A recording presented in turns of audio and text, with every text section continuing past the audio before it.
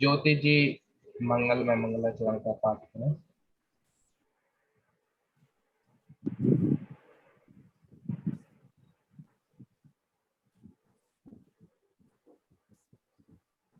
सभी को सादर जय जिनेन्द्र।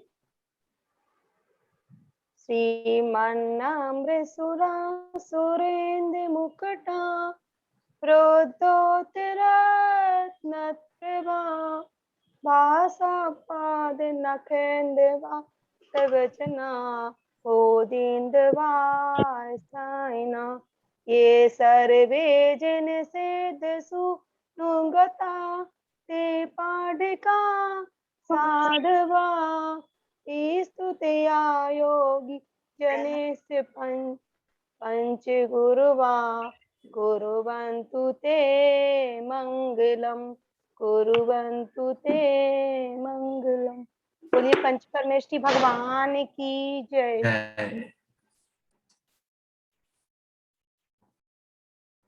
बहुत बहुत धन्यवाद ज्योति जी के लिए, जिन्होंने आज के प्रशिक्षण कार्यक्रम को मंगलाचरण के माध्यम से हरी झंडी दिखाई।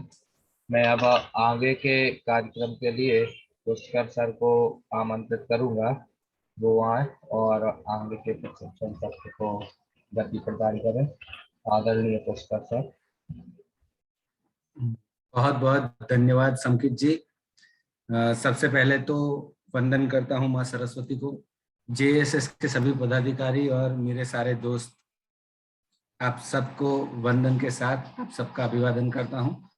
आमंत्रित करता हूं इस सफर में, जिस सफर में हम निकले थे इफेक्टिव पब्लिक स्पीकिंग, तो उसमें हम अभी बहुत आगे निकल चुके हैं और अब हमें जो आज सीखना है वो बहुत जरूरी है। जो इफेक्टिव पब्लिक स्पीकिंग के लिए सबसे ज्यादा जरूरी पार्ट जो है, उस पार्ट पे हम आ गए। सबसे पहले मुझे ये जानना है कि आप में से कितने लोग ऐसे हैं जिनको पता है कि हमने आज तक क्या क्या सीखा है। कौन बता पाएगा? क्योंकि आज एक ऐसा सेशन रहेगा जिसमें मैं कम बोलूंगा, आप लोग ज्यादा बोलेंगे, तो आप लोग को आज बोलने की पूरी तैयारी रखनी है। और जो भी हम सीखे हैं पिछले 1-1.5 महीने में, उसमें से आपको बताना है। ज्योति जी ने बोला है कि मैं बताऊंगी, तो ज्योति जी सादर आमंत्रित हैं।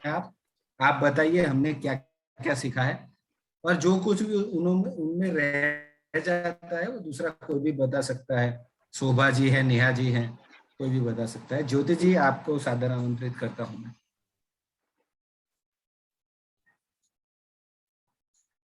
ज्योति जी ने सब कुछ लिख के रखा है पूरा। सभी को सादर जय जिनेन्द्र। जय जिनेन्द्र। मैंने बॉडी लैंग्वेज, कम्युनिकेशन बेहतर बनाने के तरीके, और सर इसके बाद अभी जो सर ने आज वीडियो दी थी ना, उसमें सर बताया गया था, उसमें तो हम आएंगे, उस पे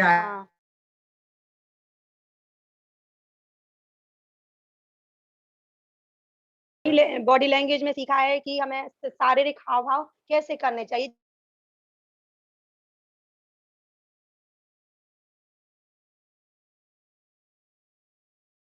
ये स्माइली फेस होना चाहिए, और मतलब जब बोलते हैं तो बीच में रुकना नहीं चाहिए।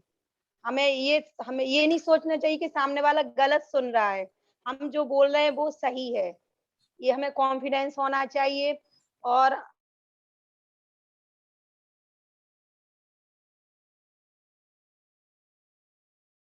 मुट्ठी बांध के, और मतलब पूरा ऐसे होना चाहिए कि कॉन्फिडेंस, आत्मविश्वास भरा होना चाहिए। आवाज थोड़ी तेज होनी चाहिए कि सामने वाले के सामने मतलब कानों तक पहुंच सके।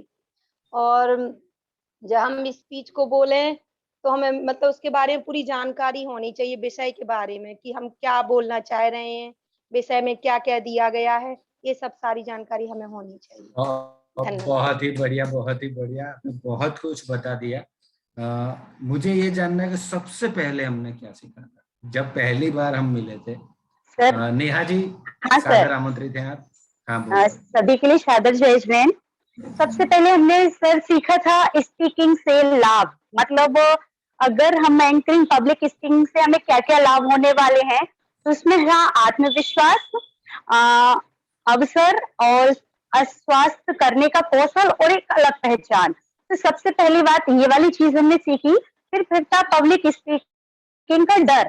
तो जब अगर हम मंच पे जाते हैं तो हमें कौन कौन से डर होते हैं, तो उन डर के बारे में आपने बताया था। इन चीजों के लिए लोग क्या कहेंगे, लोग क्या सोचेंगे, और ये वाली चीज समय से पहले जाकर फिर अपन के लिए मंच पर जाकर आंखें बंद कर हमें महसूस करना चाहिए कि हाँ हम ये चीज दे सकते हैं। कॉन्फिडेंस अपना बढ़ाना चाहिए, पॉजिटिव सोचें, नेगेटिव ना सोचें, आंखें बंद करके कल्पना कीजिए और पहले से तैयारी करनी चाहिए और रिलैक्स होनी चाहिए। मंच पर जाने से पहले हमें रिलैक्स होकर बात करनी, स्पीच बोलने के लिए तैयार होनी चाहिए। और मैसेज मैटर, हमें जिस बारे में बोलना है उसी बारे में उसकी तैयारी जरूरी है, उसी बारे में हम बोलें। और फिर चेक लिस्ट बनाएं और मिनट का फॉर्मूला कि अगर हमें इतने मिनट में बोलने दिया है तो हमें कितने मिनट पहले, मतलब शुरुआत हमें कितने मिनट की होनी चाहिए और हमारी स्पीच कितने मिनट की होनी चाहिए और एंड हमारा कितना होना चाहिए। तो ये भी तैयारी हमें अपने पास होनी चाहिए। तो ये वाली चीज थी। और टाइप ऑफ स्पीच स्टाइल्स हैं, तो इसकी स्पीच में सूचनात्मक सार्वजनिक बोलना, प्रेरणात्मक सार्वजनिक बोलना, प्रासंगिक सार्वजनिक बोलना, जैसे शोक सभा हुई, शादी के लिए सालगिरह हुई, और प्रदर्शनकारी मतलब बोलना, प्रेरणात्मक, इसमें प्रेरणात्मक सार्वजनिक बोलना, तत्कालिक सार्वजनिक बोलना, एक दूसरे से संवाद करना। तो ये वाली सभी चीजें थी, टाइप ऑफ स्पीच स्टाइल के थे। और इसके बाद में फिर और बहुत सारी, फिर आपने वीडियो भेजी तो उससे हमने क्या सीखा, तो आंखों में आंखें डालकर स्पीच देनी, स्माइल करना, और मतलब स्माइल करती हो, फिर और जो भी बात करते हो उसको ध्यान से सुनना, और बात करने की एक अच्छी बात है इजाजत लेना सामने वाले से, क्या हम बात कर सकते हैं। तो ये वाली चीजें थी सर। आपने इसमें और भी बहुत सारी चीजें हैं जो आपने बहुत सारी बताई है। बहुत बढ़िया, बहुत बढ़िया। नेहा जी और आप सबको बोल रहा हूँ, आपने एक बात नोटिस की, जब नेहा जी बोल,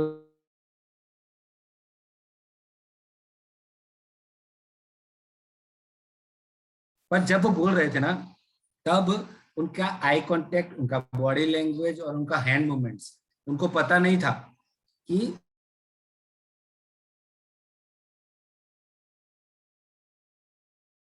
तो कॉन्फिडेंस इनबिल्ट हो जाता है। दूसरा, आपका आई कांटेक्ट भी ऑटोमेटिक मजबूत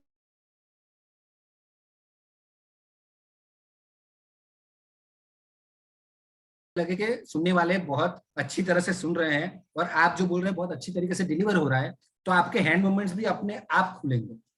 तो आपको अभी कोई नियत कार्य नहीं दिया गया था ये बोलने के लिए, फिर भी आप जब बोल रहे थे तो आपका बॉडी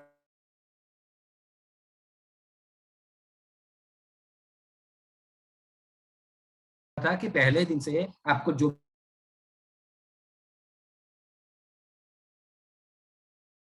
नियत कार्य भी कर रहे हो, आप नोट भी कर रहे हैं जो भी आप यहाँ से कहा है। तो ये जो नियत कार्य दिया जाता है और ये जो भी हम आपको सिखाते हैं उसको अगर आप नोट करेंगे तो आपका आत्मविश्वास भी बढ़ेगा, और जो कुछ हम आप में अंदर जो रही हुई शक्ति है, वो शक्ति को बाहर निकालना चाहते हैं, वो अच्छी तरीके से हम निकाल पाएंगे।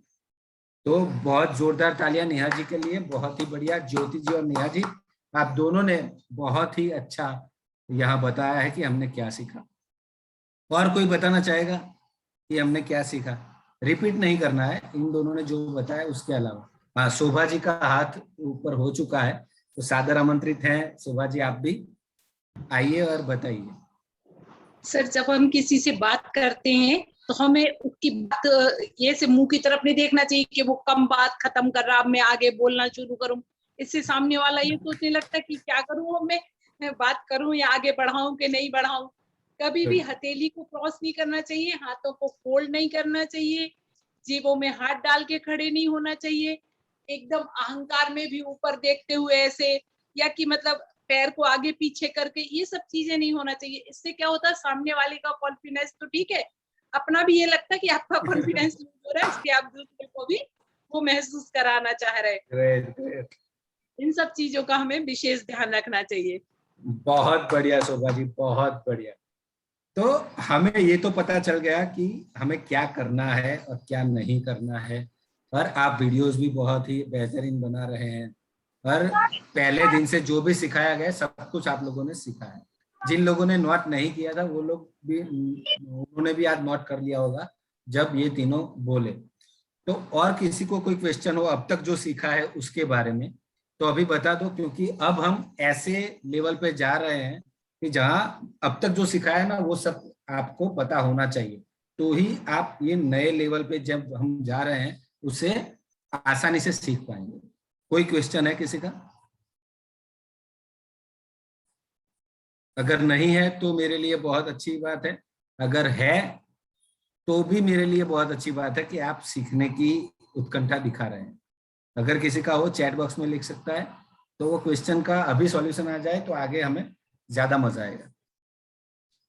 चलिए, मुझे लगता है कि किसी का कोई क्वेश्चन नहीं है तो हम आगे बढ़ते हैं। संकित जी, आपसे विनती है कि वो स्लाइड हमारा ओपन किया जाए और आगे की स्लाइड पे चलते हैं।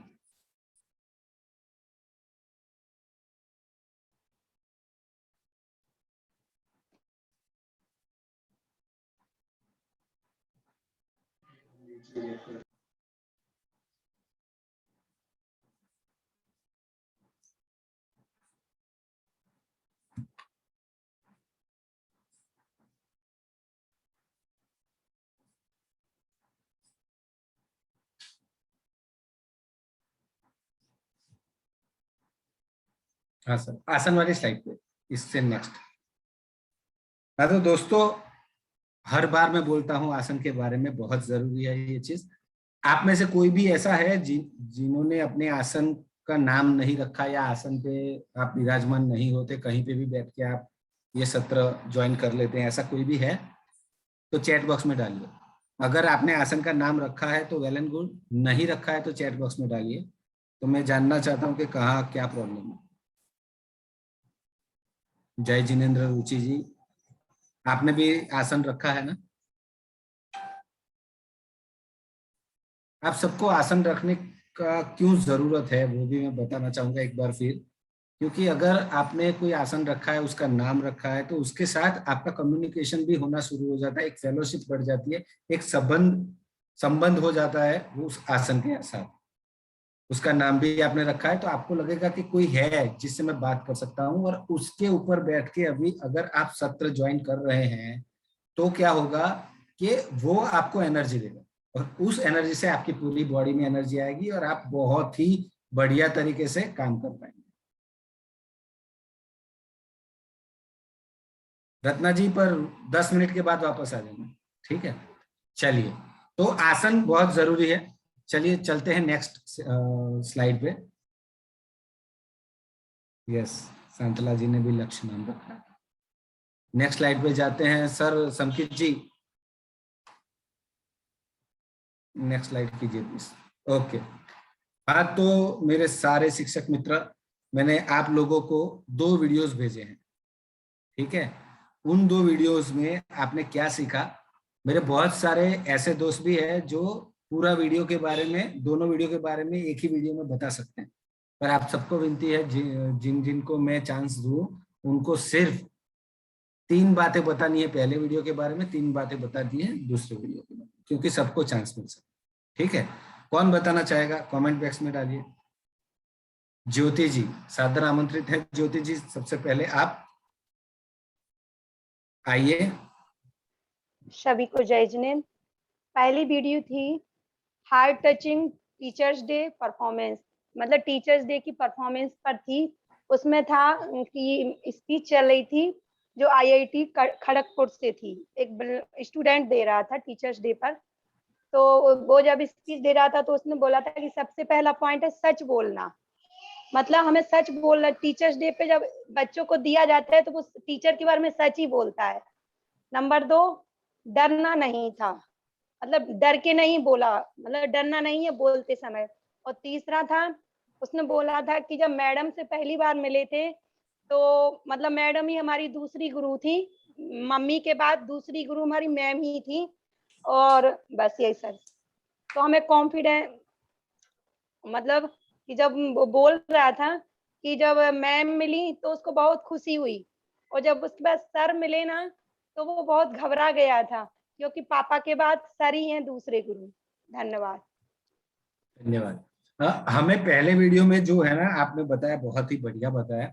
हमें ये जानना है कि उनका बॉडी लैंग्वेज किस तरह से काम कर रहा था, जी सर। उनका आंखों का आई कांटेक्ट, उनके फेस पे स्माइल कितनी थी और उनमें कॉन्फिडेंस कितना था, ये हमें देखना है और ये सीखना है। हमें भी हमारी स्पीच में यही लाना है, तो ही आप कोई भी स्पीच होना उसे बहुत ही रसप्रद बना सकते हैं। लोगों को अपने तरफ अट्रैक्ट करने के लिए उसने क्या किया शुरुआत में, ये सब जो है वो देखना है, क्योंकि आज हम जिस दूसरे पायदान पे जा रहे हैं ना, उसके लिए ये बहुत जरूरी है। और सर दूसरी वीडियो थी, हाँ शुरुआत के लिए उसमें 30 सेकंड बहुत महत्वपूर्ण होते हैं। जब हम पहले नंबर जब आते हैं ना बोलने के लिए, तो 30 मिनट बहुत महत्वपूर्ण होते हैं, जिसमें हमें सवाल जवाब करना चाहिए। नंबर 2, बॉडी लैंग्वेज अच्छी होनी चाहिए, मतलब सीधे खड़े होना चाहिए, आई कांटेक्ट होना चाहिए और गर्दन सीधी, सिर झुका हुआ नहीं होना चाहिए। और थर्ड थी, शायरी के जरिए या विषय से संबंधित हम 2 लाइनें बोल सकते हैं। धन्यवाद सर। बहुत बहुत धन्यवाद, बहुत ही बढ़िया, आपके लिए जोरदार तालियां। अब सादर आमंत्रित करता हूँ रुचि जी को। रुचि जी आप आइए और बताइए कि 2 वीडियो में हमने क्या सीखा। Thank you sir. जय जिनेंद्र सर। मैंने फर्स्ट वीडियो में सीखा कि मतलब first impression is the last impression.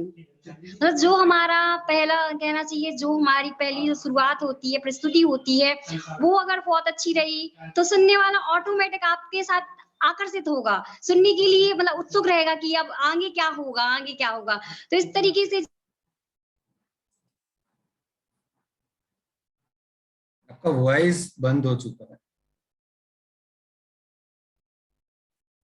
कि हम जो बोल रहे हैं वो हमारी बॉडी लैंग्वेज से समझ आना चाहिए। और थर्ड ये था कि हम चाहे तो शुरुआत किसी पंक्तियों से भी कर सकते हैं, गीत से, मुक्तक से, जो कुछ शुरुआत देना चाहें वो कर सकते हैं। और हमेशा जब भी शब्दों का प्रयोग करें तो सटीक और सुंदर शब्दों का प्रयोग करना चाहिए, जिससे ये लगे सामने वाला बिल्कुल बैठ सुनने के लिए बैठ जाए सब काम छोड़ के, कि ये जो बोल रहे हैं ना वो एक सुंदर तरीके से प्रस्तुति होना चाहिए। सर इतना ही सीखा सेकंड वीडियो में। एंड फर्स्ट वीडियो जो थी ना, उसमें जो कहना चाहिए, जो स्टूडेंट थे IIT के, तो उनका ये था कि वो सच बोल रहे थे, लेकिन उनके हाव भाव से, इनके बात करने के तरीके से ये लग रहा था कि वो बहुत ज्यादा अंदर से खुश हैं और जो कुछ भी बता रहे हैं वो बिल्कुल सच बता रहे हैं। कभी कभी हम जब बोलते हैं, सच भी बोलते हैं, तो हमारे अंदर एक डर सा होता है, तो सामने वाले ये सोचते हैं कि वाकई सच है कि बोले जा रहा। तो ये चीज बहुत अच्छी लगी। और दूसरा ये था कि उसने बहुत अच्छी तरीके से अपना मतलब जो कुछ भी बोला वो टीचर्स के बारे में बहुत अच्छा बोला, सच बोला। उसने ये भी बोला कि जब भी वो डांटते थे तो उसको ऐसा लगता था कि ये हमारे दुश्मन है। ये हर स्टूडेंट को लगता है, लेकिन कभी कोई कहता नहीं है, सबको लगता है कि हमारे टीचर्स हमारे दुश्मन है। तो उसने सच्चाई में ये भी बताया और ये भी बताया कि उसने आगे चल के क्या क्या सीखा और किस किस से सीखा। तो हमेशा अपने सामने परेशानियां आती हैं तो उनका हमें सामना करना चाहिए, हमेशा प्रॉब्लम को फेस करना चाहिए और हमेशा आगे बढ़ते रहना चाहिए। तो थैंक यू सर। एंड हमारे गुरुओं का बहुत उपकार है, मैंने भी बहुत कुछ सीखा है अपने गुरुओं से, हर पल सीखती रहती हूँ ना किसी से। बस इतना ही। बहुत ही बढ़िया, बहुत ही अच्छे तरीके से आपने समझाया कि वीडियो में क्या देखा आपने। अब मैं आमंत्रित करना चाहता हूं नेहा जी को। नेहा जी आप बताइए। हाँ सर, पहली वाली वीडियो में तो सब कुछ बता ही दिया है। सेकंड वाली वीडियो में जो रह गया है वो है जो अपनी मंच पर अतिथि होते हैं ना, तो उनके लिए एक एक करके सभी के लिए संबोधित ना करें, उनके सम्मान के लिए सबके लिए एक साथ संबोधित कर सकते हैं हम। और तो क्या होती है, ऑडियंस उससे बोर नहीं होती है। और हमें गर्दन नीचे करके बात नहीं करनी है, ये भी इसी वीडियो में फिर से बताया गया था। और आई कांटेक्ट रखना है, आंखें नीचे करके भी नहीं बोलना है, आई कांटेक्ट होने चाहिए। ये सभी चीजें ये दिखाई थी। हाव भाव, हमारे जो हाव भाव से भी मैसेज होते हैं वो सामने वाले तक पहुंचते हैं। जैसे उसमें एक एग्जाम्पल दिया था कि अगर कोई प्रिंसिपल है और बच्चे अगर उधम मतलब मस्ती कर रहे हैं, क्लास में शोर कर रहे हैं, अगर वो आके उनकी जो बॉडी लैंग्वेज, और वो चुप रहेंगे, कुछ बोलेंगे भी नहीं ना, लेकिन उनकी बॉडी लैंग्वेज से सब बच्चे बिल्कुल शांत हो जाते हैं सर। तो ये वाला भी उस सेकंड वाली वीडियो में दिखाया गया था। और जैसे अगर हम जब भी हम एंकरिंग करते हैं ना, तो सबसे पहले अगर अपन शुरुआत सवाल जवाब से भी करेंगे, ऑडियंस से अगर अपने कुछ सवाल पूछा, उनसे पूछा क्या आप इसके लिए जानते हैं, आप ऐसा कर सकते हैं, आपने ये सुना है, तो कोई ना कोई सवाल होने चाहिए, तो सामने वाला ऑडियंस जो रहती है वो जल्दी से अट्रैक्ट होती है और वो अपन के लिए सुनने के लिए तैयार होती है। तो ये चीज भी होने चाहिए उसमें सर, और शायरी होनी चाहिए, बहुत तो बढ़िया, शायरी भी। Nice nice. अब सबको विनती है कि तालियों से इनको अभिवादित कीजिए। बहुत ही बढ़िया नेहा जी। शोभा जी का बहुत ही मन है कि वो भी कुछ बोले। सादर आमंत्रित है शोभा जी, आप भी आइए।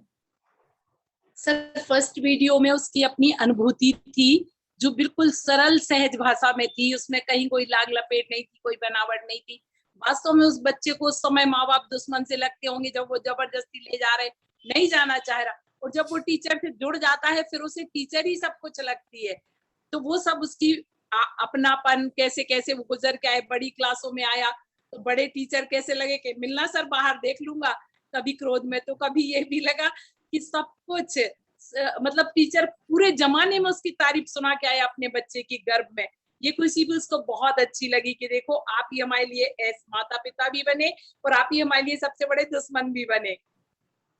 दूसरी वीडियो में बताया है कि ये सारी चीजें जैसे नेहा ने बताई वो बिल्कुल ठीक है, पर हाँ ये जरूर है कि हम शुरुआत किसी ऐसी चीज से करें कि सामने वाला थोड़ा सा इधर उधर ध्यान में हो तो वो तुरंत सुने, अरे कौन आ गया मंच पे, क्या कहने जा रहा है। जैसे कि एक मुक्तक रहता है ना, वो बहुत अच्छा है, कौन कहता है आसमां में सुराख नहीं हो सकता, एक पत्थर तो तबीयत से उछालो यारो। तो बस ऐसी कोई बात तो सवाल अपने आप डिटेक्ट होगा। फिर अपनी कमजोरी नहीं कहना चाहिए, ये नहीं कहना चाहिए देखिए मेरी तैयारी नहीं है, मैं तो इन्होंने कहा तो आके खड़ी हो गई हूँ, अब मुझे कुछ गलत हो जाए तो माफ कर देना, ये सब भी नहीं कहना चाहिए। नहीं होना यही चाहिए। दोनों चीजें माइंड की। बहुत बढ़िया शोभा जी। और चलिए रूपाली जी भी चाहती हैं कि वो भी बताएं। रूपाली जी Yes, सादर sir. आमंत्रित हैं आप भी। सर हाँ फर्स्ट जी, वीडियो बोलिए। से सीखा कि यदि हम अपने स्वयं के जीवन का कोई एग्जाम्पल लेते हैं तो सब उसे ध्यान से सुनते हैं। जैसे कि उसने बोला था ना कि मैं एक ऐसे सच के बारे में बताना चाहता हूँ जो आपके साथ भी हुआ है।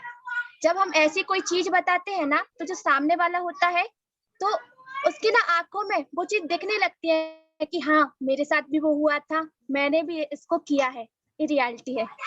और सेकंड था उसके ना चेहरे की स्माइल ही बता रही थी कि ऐसा लग रहा था कि सामने वाले जो लोग थे ना वो बहुत उत्सुक हो रहे थे उसको सुनने के लिए। और सेकंड वीडियो का तो बता ही दिया है, बट सेकंड वीडियो में बस इतना कहूंगी कि एक बार मुझे कहीं पर बोलना था, मुझे स्टार्टिंग करनी थी, तो मैंने ना 2 रात सोचा था कि मैं इसकी स्टार्टिंग कैसे करूंगी, बिकॉज मुझसे किसी ने कहा था कि जो स्टार्टिंग होती है ना वो इतनी जबरदस्त करनी चाहिए कि बाकी का जितना भी प्रोग्राम होता है ना तो वो सब आपको सुनते रहे, आपकी तरफ ही आकर्षित हो। तो मुझे बहुत टाइम लगा था और मैंने काफी सोचा था, बाकी सभी ने बता ही दिया है। Thank you sir. बहुत बढ़िया रूपाली जी। मेरे जानने में आया है कि आप टीचर्स डे सेलिब्रेशन में आपने बहुत ही बढ़िया परफॉर्मेंस दिया है, इसलिए आप सबको विनती है कि जोरदार तालियों से उनको अभिवादित कीजिए। रूपल जी बहुत ही बढ़िया, और इसी तरह से अच्छा काम करते रहिए और अच्छे स्पीकर बन जाइए। और वैसे भी आप बहुत ही अच्छा बोल रही हैं और आगे जाके आप अपनी स्कूल का नाम भी बहुत रोशन करेंगी, ऐसा मुझे दिख रहा है। चलिए, और सांतला जी भी हैं जिनको भी बोलना है, सादर आमंत्रित है। सांतला जी आप भी आइए और बताइए। जय विनय सभी को। जय जय। सर वैसे तो सभी ने सब कुछ बता ही दिया है, मैंने बहुत पहले बोला था लेकिन आपने रीड नहीं किया, वैसे सभी ने सब बता दिया है। पहले वीडियो में ये था कि जो स्टूडेंट था उसने अपने मन की बात को बताया था और बिना किसी तैयारी के बताया था। उसमें जो कॉन्फिडेंस था बिल्कुल ऐसा नहीं था कि बनावटी हो कि उसने पहले से तैयारी की हुई हो। आई कांटेक्ट भी बहुत अच्छा था, साथ ही साथ आत्मविश्वास के साथ बोला, जो भी उसने कुछ भी बोला फुल कॉन्फिडेंस के साथ बोला। तो यही सब था और सभी ने सब बता ही दिया है। और सेकंड वीडियो में था कि जो शुरुआत के जो यानी 20 सेकंड होते हैं और 30 सेकंड होते हैं। यहीं पे हम अपनी स्पीच को कि हम जो सुनने वाले लोग हैं हमारी स्पीच को सुनेंगे या नहीं सुनेंगे, हमें यहीं पे डिसाइड कर लेना चाहिए कि हमें किस तरीके से बोलना चाहिए, हमें अपनी बात दूसरों के सामने किस तरीके से रखना चाहिए और किस तरीके से अपने शब्दों का प्रयोग करना चाहिए। क्योंकि यदि हम शुरुआत ही अच्छे से नहीं करेंगे तो कोई भी हमारे जो होगा एंकरिंग करेंगे या कुछ भी बोलेंगे तो उसमें कुछ भी इंटरेस्ट नहीं रहेगा उसको, फिर वो कोई भी अपने मोबाइल में लग जाएगा, कहीं भी लग जाएगा। उसमें ये बात बोली गई थी कि सब लोग हमें अपनी प्रस्तुति अपने मोबाइल को छोड़कर हमारी प्रस्तुति पर ध्यान दें। ये सब डिसाइड करता है हमारे 30 सेकंड और 20 या 30 सेकंड। बहुत बढ़िया, जोरदार तालियां इनके लिए भी। आप सबने एक बात नोट की कि जो लोग सामने से बोल रहे हैं कि मैं बताऊंगी और जो अच्छी तरीके से बता रहे हैं वो लोग सभी मेरे उस लिस्ट में है जिन लोगों ने नियत कार्य बहुत ही बेहतरीन तरीके से किया है। और जो लोग नियत कार्य नहीं कर रहे हैं ना, वो लोग कमेंट बॉक्स में डाल ही नहीं रहे कि मैं बोलूंगा या मैं बोलूंगी। तो ये फर्क हो जाता है जब आप नियत कार्य करते हैं, आप अच्छी तरीके से सभी सत्र में बैठते हैं और समझते हैं, फिर आपका कॉन्फिडेंस भी इतना बढ़ जाता है कि आप सामने से बोलने के लिए रेडी हो जाते हैं। और ये जो डिफरेंस दिख रहा है ना मुझे, वो आप खुद भी महसूस कर रहे होंगे और आपके सर्कल में जो लोग हैं ना वो भी महसूस कर रहे होंगे। ठीक है, तो एक नियत कार्य अभिवादन कर लेते हैं। मेरे 9 दोस्त ऐसे हैं इस ग्रुप में जिन लोगों ने बहुत ही बेहतरीन तरीके से नियत कार्य किए हैं, तो उनका नाम मैं लेना चाहूंगा और आप सभी को विनती है कि आप तालियों से उनका अभिवादन कीजिएगा। नेहा जी जिन्होंने 6 वीडियोस भेजे हैं, नेहा जी बहुत बढ़िया, आपके लिए बहुत तालियां। उसके बाद शांतला जी, उन्होंने 5 वीडियो भेजे हैं, बहुत बहुत धन्यवाद। शोभा जी, इनकी तो बात ही करना जरूरी नहीं है क्योंकि पहला वीडियो इनका ही आता है रोज, 6 वीडियोस भेजे हैं उन्होंने भी।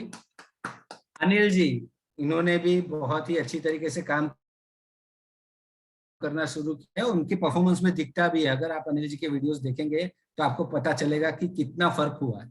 तो अनिल जी के लिए भी बहुत तालियां।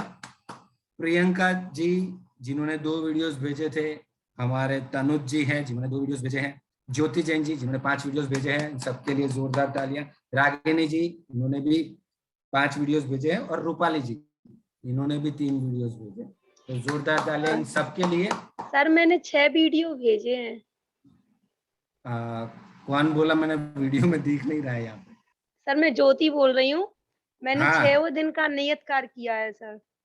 हाँ ज्योति जी, एक वीडियो कुछ डिलीट हो गया क्या, कुछ भी होगा आपके मैंने 5 लिखे हैं, पर चलो ज्योति जी के 6 वीडियो से जोरदार तालियां। आपका एक वीडियो भी आ जाए ना तो भी मुझे अच्छा लगेगा, क्योंकि मेरे कुछ दोस्त ऐसे हैं कि क्या पता उनको क्या प्रॉब्लम है, अगर मुझे वो प्रॉब्लम बता देंगे तो मैं उनका सॉल्यूशन भी ला सकूंगा। ये जिनके मैंने नाम दिए ना, उनके अलावा जितने भी हैं उन सब ने इस बार वीडियोस नहीं भेजे। तो क्यों नहीं भेजे? उस सब में पढ़ने से, टाइम वेस्ट करने से कोई मतलब नहीं है, पर उन सब के लिए एक बार जोरदार तालियां कि उनको मोटिवेशन मिले कि अगली बार वो लोग वीडियोस भेजे। ठीक है, उनके नाम यहाँ पे लेके मैं उनको शर्मिंदा नहीं करना चाहता, पर जिनके नाम नहीं आए उन लोगों ने को पता ही है कि मेरा नाम क्यों नहीं आया है। तो मेरा ये विश्वास है कि अगली बार जब मैं नियत कार्य अभिवादन के लिए बात करूं तो मैं पूरे 22 जो मेरे शिक्षक मित्र हैं इस ग्रुप में, उन सबका नाम मैं लूं। ठीक है, बहुत बहुत धन्यवाद। आगे बढ़ते हैं। नेक्स्ट स्लाइड में क्या है, तो महत्वपूर्ण सूचनाएं। वो भी मुझे बहुत दुख होता है जब ये महत्वपूर्ण सूचनाएं आपके सामने मुझे बार बार पढ़नी पड़ती है। आप सबको पता ही होना चाहिए क्योंकि आप सब शिक्षक हैं, और ये महत्वपूर्ण सूचना जो है इनका तो पालन हमें करना ही करना है। सबसे पहले आपको 2:55 पे ज्वाइन होना ही होना है। तो 2:55 पे हम 6 लोग थे, फिर धीरे धीरे आप लोग जुड़ते गए और अब हमारे पास 21 लोग हैं। पर 2:55 पे जैसे ही ये सेशन शुरू होता है, जैसे ही ऑन एयर होता है, आप सब लोग जुड़ जाइए, तो मुझे बहुत ही मजा आएगा और आपको भी बहुत मजा आएगा। ठीक है, कुछ भी छूटेगा नहीं। चलिए, सभी सहभागियों को शुरुआत से अंत तक वीडियो ऑन ही रखना है। अगर किसी का इंटरनेट प्रॉब्लम है वो बात अलग है, तो जैसे इंटरनेट सॉल्व होता है आप फिर से वीडियो ऑन कर लें। आप जब भी वेबिनार में किसी कारण सर अटेंड नहीं कर पाओगे, ऐसा कुछ आपको लगता है, तो पहले से व्हाट्सएप ग्रुप में डालिए। व्हाट्सएप ग्रुप में किसी ने भी लीव नोट नहीं डाली है और फिर भी 1-2 लोग आज नहीं आए हैं। वेबिनार को बीच में कभी भी छोड़ना नहीं है, ये हमारी नैतिक जिम्मेदारी है। कोई भी मैसेज या नियत कार्य जो आपको लिखना है तो हिंदी टाइपिंग में ही आप लिखिए, इंग्लिश में मत लिखिए, ठीक है। ये सब आपको पता ही है, इसको हमेशा ध्यान रखिए। और कोई भी जानकारी जो आपको देनी है ग्रुप में ही बताइए, पर्सनल नंबर पे नहीं डालेंगे, ग्रुप में ही डालेंगे। और सबसे बड़ा जरूरी, ये फीडबैक तो हर सेशन के बाद देना ही है, और इससे भी जरूरी ये है कि आपको नियत कार्य हर रोज करना है। जैसे नियत कार्य करोगे तो आपके ग्रुप में ही देख लीजिए आप 9-10 लोग ऐसे हैं जिन लोगों ने बहुत ही अच्छे से काम किया, ठीक है। चलो इस पे ज्यादा बात नहीं करते हैं और आगे बढ़ते हैं। नेक्स्ट स्लाइड में अब जो हम नया सीखने वाले हैं ये वो है स्क्रिप्ट तैयार कैसे। मैं पहले दिन से आपको नियत कार्य में वीडियो बनाने को दे रहा हूं और आप अच्छे वीडियो बना के भेज भी रहे हैं, पर उसके लिए अगर 3 मिनट का वीडियो आपको बनाना है तो उसके लिए स्क्रिप्ट लिखना भी बहुत जरूरी है, ठीक है। तो स्क्रिप्ट किस तरह से बनाएंगे वो हम आज सीखेंगे। उससे पहले मैं ये जानना चाहता हूं आपके पास से कि आप अब तक स्क्रिप्ट कैसे बनाते थे। कौन बताना चाहेगा स्क्रिप्ट कैसे बनाते हैं आप? जब कोई मैं वीडियोस देता हूं तो आप कैसे बनाते हैं? नेहा जी ने माइक ऑन कर लिया है, तो हाँ नेहा जी आप ही बताइए। हाँ सर, पहले नंबर क्या करते हैं कि जब भी हमारा उसमें आया कि आज जैसे ग्रीन हरित क्रांति पर टॉपिक है, बोलना है, तो फिर अगर हमें कुछ हम सोचते हैं, हमें पता होता है तो ठीक है, नहीं मालूम होता है तो यूट्यूब से सर्च करके और उसमें देखते हैं कि हाँ इसमें क्या बताया गया है। फिर हम उसके लिए क्या करते हैं, उसमें नोट करते हैं, कॉपी में नोट किया कि हमें ये वाली चीजें ये आती नहीं है, तो उसमें तैयारी की, फिर उसके बाद में हम वीडियो बनाना स्टार्ट करते हैं सर। चलो बहुत बढ़िया नेहा जी, अभिवादन आपको। और ज्योति जी सादर आमंत्रित हैं आप, ज्योति जी बताना चाहती है। उसके सर, बाद जब स्क्रिप्ट बनाते हैं तो उसके पहले हम ये सोचते हैं कि ये टॉपिक क्या है, पहले टॉपिक को समझते हैं, फिर उसमें जैसे जैसे आता है कुछ तो उसको भी नोट करते हैं, वो जो नहीं आता है तो हम लोग यूट्यूब पे देखते हैं, उसके बारे में समझते हैं। अगर कई लोग शेरो शायरी बोलते हैं, कई थॉट बोलते हैं, तो इसको भी मतलब देखते हैं कि है हमारे पास कि नहीं, तो उसको भी हम लिखते हैं। फिर स्टार्टिंग ऐसे करते हैं, जैसे टॉपिक हुआ कंप्यूटर, तो पहले बताएंगे कि कंप्यूटर है क्या, इसका आविष्कार किसने किया, इसके पार्ट कितने हैं, और ये मतलब ऐसे स्क्रिप्ट बनाते हैं सर। और लास्ट में बस ये बताते हैं कि हमारे लिए क्यों उपयोगी है। बहुत ही बढ़िया। और शांतला जी आप सादर आमंत्रित हैं, आप बताइए। जय जिनेन्द्र सर। जय जिनेन्द्र जय सर। जिनेन्द्र। सर जैसे हम कोई स्क्रिप्ट बनाते हैं तो सबसे पहले जैसे कुछ कुछ चीजों के बारे में तो हमको नॉलेज होता है जो हमारे सब्जेक्ट से रिलेटेड होती हैं, कुछ चीजों के बारे में हमें नहीं होता है, तो हम पहले उसको सर्च करेंगे गूगल पे जाके, फिर देखेंगे जैसे कोई स्क्रिप्ट लिखते हैं तो उसका इंट्रोडक्शन कैसे देना चाहिए, तो उसमें इंट्रोडक्शन में हम ले लेंगे जैसे कि हम कंप्यूटर का ही बोला, तो पहले तो कंप्यूटर के जनक कौन है, फिर इसके बाद कंप्यूटर शब्द कहाँ से निकला है, ग्रीक भाषा से निकला है या लैटिन भाषा से निकला है, तो उसका अर्थ बताएंगे। फिर उसको परिभाषित करेंगे कि वो है क्या आखिरकार चीज। उसके बाद उसके पार्ट बताएंगे, फिर उसके एडवांटेजेस बताएंगे, फिर डिसएडवांटेजेस बताएंगे, और लास्ट में उसके जो लास्ट में उसको फिनिश करेंगे कि किस तरीके से हमारी लाइफ में वो यूज है और करना भी चाहिए उनको, यूजेस नहीं करना चाहिए, बस फिर फिनिश करेंगे। बहुत बढ़िया शांतला जी। हाँ, तो आप लोगों को पता है कि किस तरह से वीडियो बनाने के पहले स्क्रिप्ट कैसे बनाया जाता है, तो आप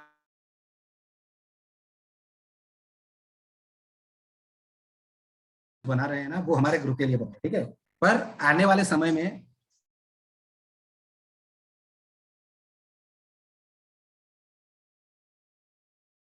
कि जहां पे सबसे पहले आपको अपने श्रोताओं को पहचानना पड़ेगा कि कहाँ पे आपको ये स्पीच देनी है। आपको स्पीच देनी है कोई डॉक्टर्स के ग्रुप में देनी है, कोई व्यापारियों के ग्रुप में देनी है, कोई स्कूल के बच्चे हैं उनको देनी है, या कोई कॉलेज के बच्चे हैं उनको देनी है।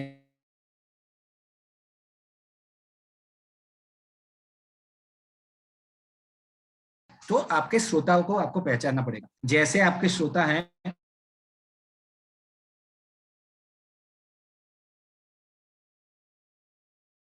सामने, तो वहां पे आपने कोई फिलोसॉफिकल शायरी से शुरुआत की तो बच्चों को कुछ पता नहीं चलेगा, उनके सर के ऊपर से चला जाएगा। ठीक है, तो आपको वहां पे कहानी से शुरुआत करनी है तो बच्चों को इंटरेस्ट आएगा। और अगर आप कॉलेज के बच्चों को बताने जा रहे हो तो वहां अगर आपने कहानी से बोल दिया तो भी उनको मजा नहीं आएगा। वहां पे आपको शायरी से शुरुआत करनी है। तो आपको कोई एग्जाम्पल से शुरू करना पड़ेगा, उदाहरण से। कोई बहुत बड़ा व्यापारी हो चुका है किस तरह से, तो उसकी कोई कहानी जो है तो वो आपको बतानी है। अगर आप डॉक्टर्स के किसी ग्रुप में जा रहे हैं तो एक मोटिवेशनल कोट से आपको शुरुआत करनी है।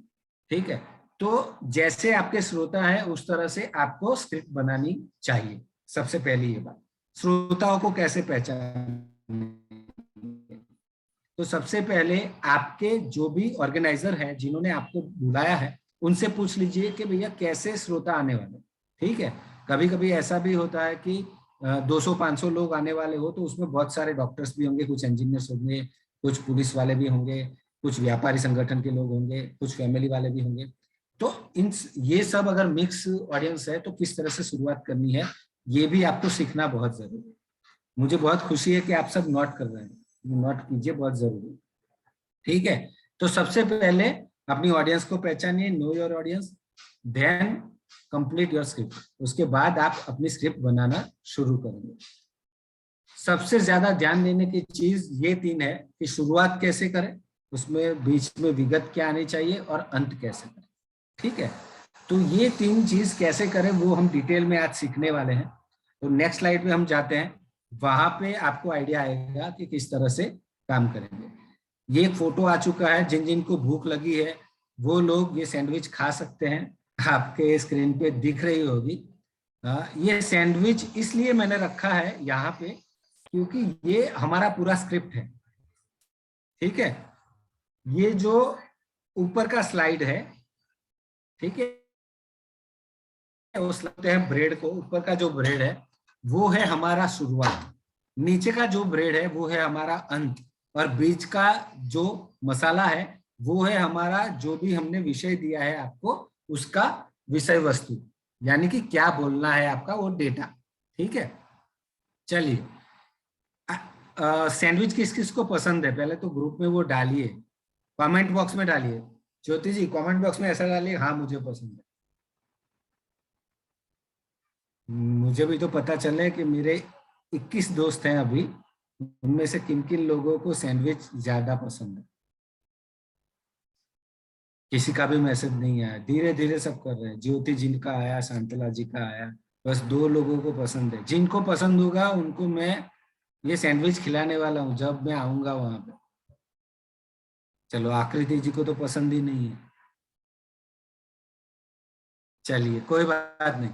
ये जो सैंडविच है ना, ये लगभग 90% लोगों को पसंद होता है।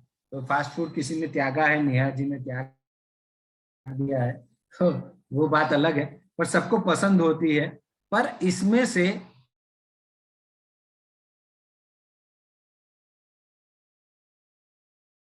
निकाल दे, बीच का जो मसाला है एक प्लेट में आपको दे देंगे चम्मच के साथ, तो क्या मजा आएगा।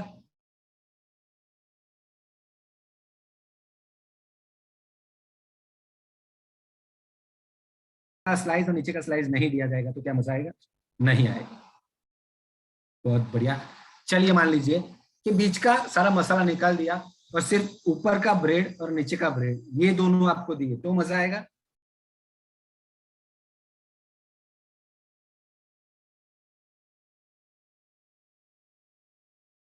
नीचे का स्लाइस रखते हैं, ऊपर का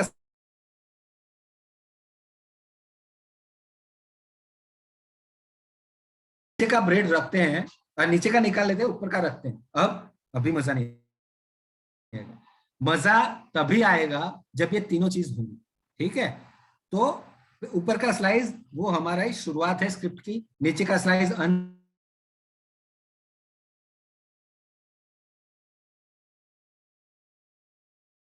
तो अगर कोई विषय आपको दिया जाता है तो सीधा आप डेटा पे आ जाते हैं।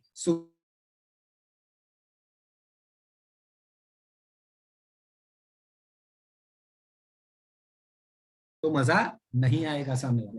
तो मजा लाने के लिए ये सैंडविच फॉर्मूला हमेशा ध्यान में रखिए। और आप ये सीखने के बाद अगर रात को 3 बजे भी आपको उठा के पूछा जाए कि भाई स्क्रिप्ट बनानी है तो उसमें स्टार्टिंग कितना % होना चाहिए, एंडिंग कितना % होना चाहिए और डेटा कितना % होना चाहिए, तो आपको मुंह ज़बानी याद होना चाहिए 15-70-15, ठीक है। 15-70-15, 15% ओपनिंग, 70% बीच का डेटा और बाकी 15% एंड, ठीक है। ये हमेशा याद रखना।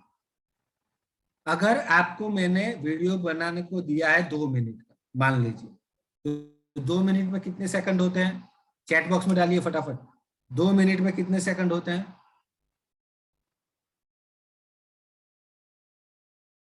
तनुज जी ने बोला 120 सेकंड। चलो 120 सेकंड जो है उसमें से 15% ओपनिंग में डालना है, तो 15% कितना होगा? 120 का 15%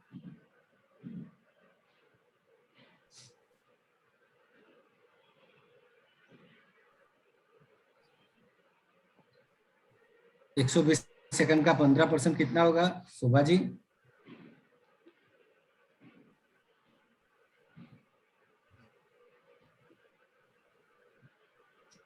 18। हाँ, तो 18 सेकंड होंगे। तो हम राउंड अमाउंट देख लेते हैं कि 15% होगा 18 से 20 सेकंड। तो आपका शुरुआत का जो भी एक आप कहानी बोल रहे हैं, आप वर्ड्स बोल रहे हैं, आप कोई शायरी बोल रहे हैं, किसी भी तरीके से आप एग्जाम्पल भी दे रहे हैं, तो वो सिर्फ 20 सेकंड का होना चाहिए, ठीक है। ऐसा नहीं होना चाहिए कि 2 मिनट की वीडियो में आपका पहला शायरी 1 मिनट का हो जाए, तो भी लोगों को मजा नहीं आएगा। अगर सैंडविच में ब्रेड इतना बड़ा होगा ऊपर का, तो खाने में आपको मजा नहीं आएगा, ठीक है। तो वो सिर्फ 20 सेकंड का आपका ओपनिंग होना चाहिए और वही 20 सेकंड का आपका एंडिंग भी होना चाहिए, और बीच का जो है वो 80 सेकंड का आपका डेटा होना चाहिए।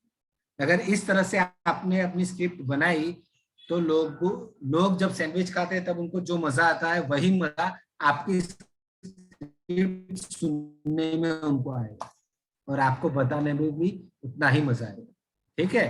तो 15-70-15 हमेशा याद रखना। 20 सेकंड शुरुआत, 80 सेकंड डेटा और फिर 20 सेकंड आपका एंडिंग, ठीक है।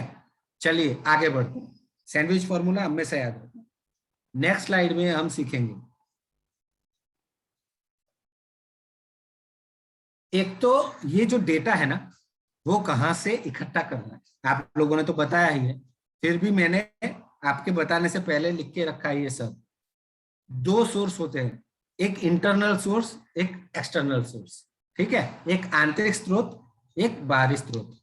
आंतरिक स्रोत में क्या होता है? हमारा अनुभव, जो भी एक्सपीरियंस हमें हुआ है। कोई ऐसा मैंने आपको विषय दे दिया जिसके बारे में ऑलरेडी आपको अनुभव है, ठीक है। तो आपको कहीं पे भी सर्च करने की जरूरत नहीं, किसी से पूछने की जरूरत नहीं, आपके अंदर से आएगा, आपका माइंड ही आपको बता देगा। तो वो होगा अनुभव से। दूसरा कल्पना शक्ति। हमारी कल्पना शक्ति बहुत मजबूत है। यहाँ बैठे बैठे अगर आप आंख बंद के अब भी एफिल टावर के बारे में सोचे तो आप पेरिस पहुंच जाएंगे, ठीक है। आंखें बंद कीजिए, आपको एफिल टावर दिखेगा। तो ये ताकत है हमारे माइंड की। तो ये कल्पना शक्ति। तो कल्पना शक्ति से भी आप ये विषय को पूरा न्याय दे सकते हैं, आंतरिक स्रोत। उसके बाद एग्जाम्पल्स, उदाहरण जो हमने हमारे जीवन में सीखे हैं, ठीक है। तो एग्जाम्पल्स, ये सब हुआ आंतरिक स्रोत जो हमारे अंदर वो इनबिल्ट है। उसके बाद ज्यादा हमें अगर चाहिए, रूपाली जी शायद आपका माइक चालू है, जिनका भी माइक ओपन है वो बंद कर दीजिए, ओके। फिर आता है बाहरी स्रोत। बाहरी स्रोत में एक्सटर्नल सोर्स, उसमें क्या क्या है? एक तो है पहला मित्रवत, आपका फ्रेंड सर्कल। आपको कोई ऐसा विषय दिया गया है, मान लो कंप्यूटर दिया गया है, तो आपका कोई दोस्त होगा जो कंप्यूटर में डील करता है, वो सॉफ्टवेयर में काम करता है या हार्डवेयर में काम करता है, या आप स्कूल में है तो आपके स्कूल में कंप्यूटर टीचर कोई होगा, तो उससे आप कॉल करके पूछ सकते हैं, या फिर आप मिलो तब पूछ सकते हैं कंप्यूटर के बारे में डीपली नॉलेज। तो ये होता है फ्रेंड सर्कल। फ्रेंड सर्कल से पहले तो आप जान सकते हैं कि क्या क्या होगा। दूसरा, फोटो देखिए, अखबार है, तो अखबार में से भी बहुत सारी जानकारियां आपको मिल सकती हैं, और मैं तो आप सबको कहता हूं कि अखबार पढ़ना बहुत जरूरी है। आप अखबार पढ़ा कीजिए, बहुत ही जानकारियां उनमें से मिलती है, और आपकी भाषा शुद्धि भी बहुत अच्छी होगी। अगर किसी भी भाषा में आपको पारंगत होना है तो उस भाषा का अखबार पढ़ना बहुत जरूरी है, ठीक है। तीसरा है पुस्तकें। जिन लोगों का शौक होता है पढ़ना, वो लोग हमेशा एक अच्छे स्पीकर बनते हैं, क्योंकि उनको कभी भी किसी भी विषय पे बोलना दिया जाए तो उन्होंने इतना सारा पढ़ा हुआ होता है ना, तो उनके माइंड में कहीं ना कहीं ये स्टोर होता है, तो फटाफट बाहर निकलता है। जैसे कि आपको मेरे पीछे बुक्स दिख रही होंगी, मुझे पढ़ने का बहुत शौक है और मैं बहुत पढ़ता रहता हूँ। तो अगर कोई भी विषय मुझे कभी भी दिया जाए तो फटाफट मैं उस पर बोल सकता हूँ, क्योंकि बहुत ज्यादा पढ़ा हुआ है। तो आप लोग भी पढ़ने की एक हैबिट रखिए, बहुत जरूरी है। जितना ज्यादा पढ़ेंगे उतने अच्छे स्पीकर बनेंगे। उसके बाद है टीवी, टेलीविजन। टेलीविजन पे आप बहुत सारे सीरियल्स देख रहे हैं और बहुत सारे एंटरटेनमेंट प्रोग्राम देख रहे हैं। उसके अलावा भी आपको डिस्कवरी भी देखना है, नेशनल जियोग्राफी देखना है, बहुत सारे न्यूज चैनल्स आते हैं, उनको भी देखना है, बहुत जरूरी है, क्योंकि उसमें से आपको बहुत सारा ज्ञान मिलता है, तो ये भी सीखिए। उसके बाद है यूट्यूब यानी कि सोशल साइट्स जो भी है, आप गूगल देख लीजिए, फेसबुक, इंस्टाग्राम, कुछ भी, यूट्यूब, इन सब में से आपको कुछ ना कुछ मिलेगा। तो अगर कोई विषय दिया गया है, इन सब से आपको नहीं मिल रहा है, तो आप यूट्यूब में डालिए, वहां से आपको मिलेगा। गूगल में डालिए, वहां से आपको जानकारियां मिलेगी। और उसके बाद शायरी, कहानी, सवाल, क्वेश्चन, ये सब भी आपको इन सारी चीजों में से मिलेंगे। तो ये सारे हैं एक्सटर्नल सोर्स। तो ये सारे लिख के रखना। जब भी आपको स्क्रिप्ट बनानी है कोई ऐसे विषय के बारे में जिनके बारे में आपको पूरा पता नहीं है, तो ये सब चीजें हैं जहां से आपको पूरा ज्ञान मिलेगा, ठीक है। तो ये बहुत जरूरी है। चलिए नेक्स्ट स्लाइड पे जाते हैं। शुरुआत कैसे करें? तो मैंने जैसे आपको बताया, शायरी, कहानी, उदाहरण और सवाल, तो इन चारों तरीकों से आप शुरुआत कर सकते हैं। आपकी जैसी ऑडियंस है उस तरह से आप शुरुआत कीजिए। अगर आपका जब भी चांस आए बोलने का, तब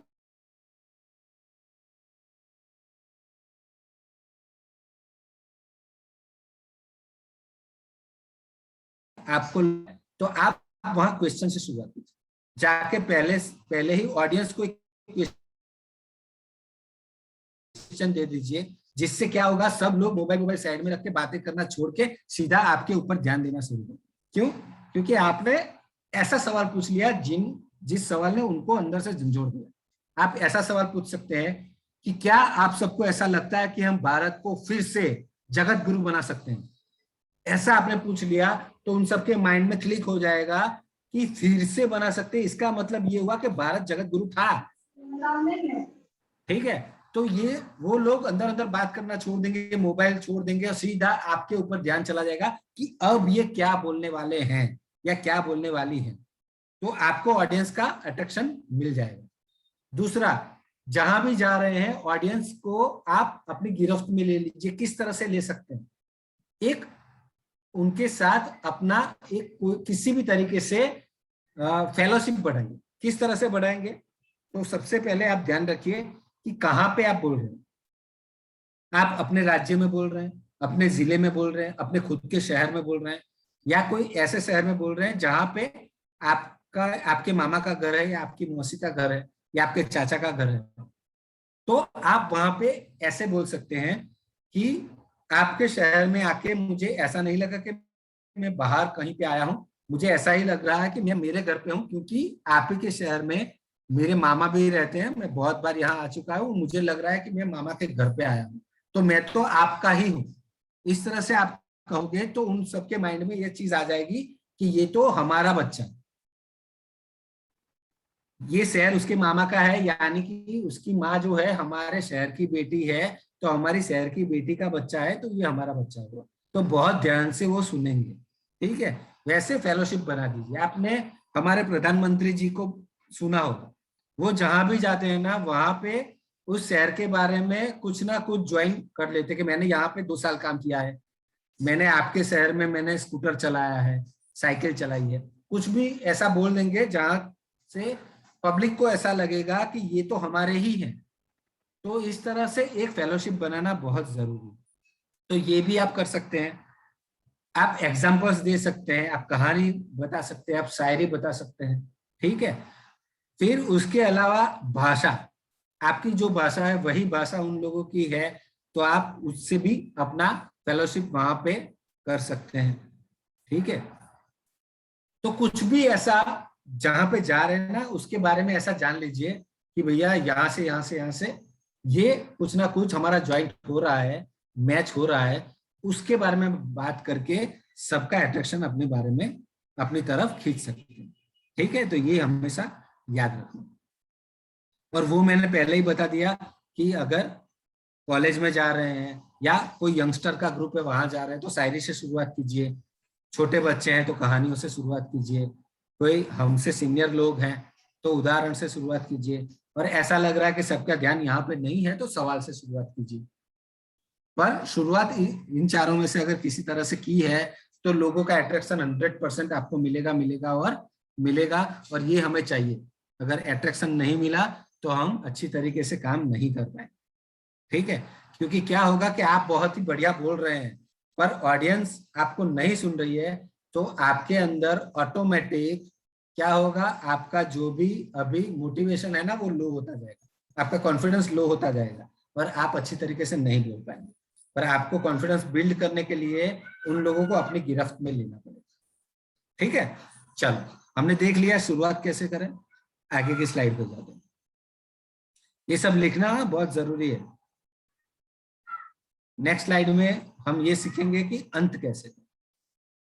तो अंत कैसे करें वो भी इसी तरह से, अगर आपने बहुत ही बेहतरीन तरीके से पूरा स्पीच दिया है और एकदम आपने स्पीच को काट दिया कि बंद कर दिया, ओके नमस्कार ऐसा करके निकल गए, तो लोगों को बहुत ही बुरा लगेगा। आपने चाहे बहुत ही अच्छी शुरुआत की, चाहे बहुत ही अच्छा आपने बोला, पर अगर अंत अच्छा नहीं होगा तो लोगों को मजा नहीं आएगा। उसका एक एग्जांपल मैं देता हूं।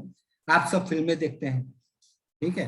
तो हम जब फिल्म देखने जाते हैं तो फिल्म बहुत ही बढ़िया होती है, उसके गाने अच्छे होते हैं, एक्शन सब कुछ अच्छा होता है, पर एंडिंग अगर अच्छा ना हो और उसके बाद हम बाहर आते हैं, लोग पूछते हैं कि भैया कैसी लगी फिल्म, तो आप क्या बोलोगे?